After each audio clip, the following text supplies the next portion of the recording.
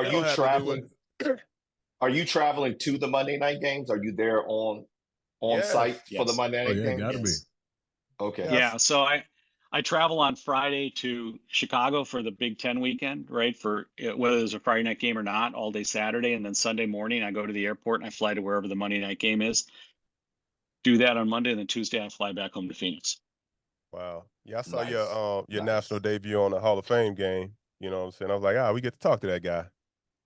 Yeah, So it was it was interesting because they obviously not a lot happened on that game. I talked once or twice about the illegal formation rule um and out of nowhere they decided to bring me in when they when Joe said he's not real until you see him kind of a thing.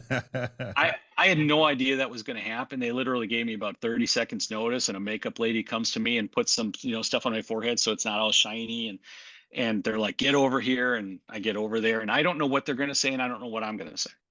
But I just had an idea in my head. I was just going to say the truth, which was the thing you have to say. It's an honor to be a part of Monday Night Football in this franchise and to work with Joe and Troy, who are the best in the business, because it's absolutely true. They're amazing.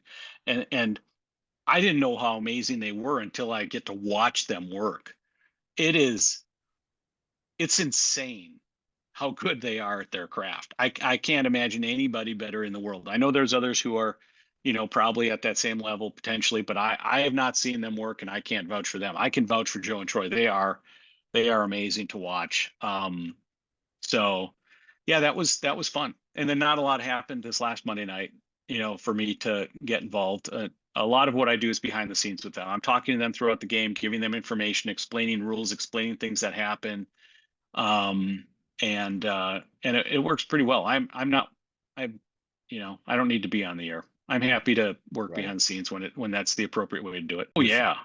Yeah, because remember I told you that story about when I was with my crew and I was explaining when we reset the clock and they yeah, were throwing F-bombs at me, right?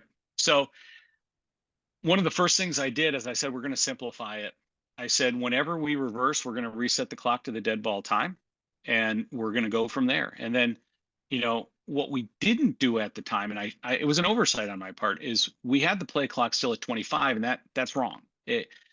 We made that change my last year in the office to change it to 40, which is what it should be. So a team's not detrimented in how much time they can run off before the snap if where there's a reversal. So that was an oversight. I'll give credit to Bill Vinovich, referee, who brought it to my attention first.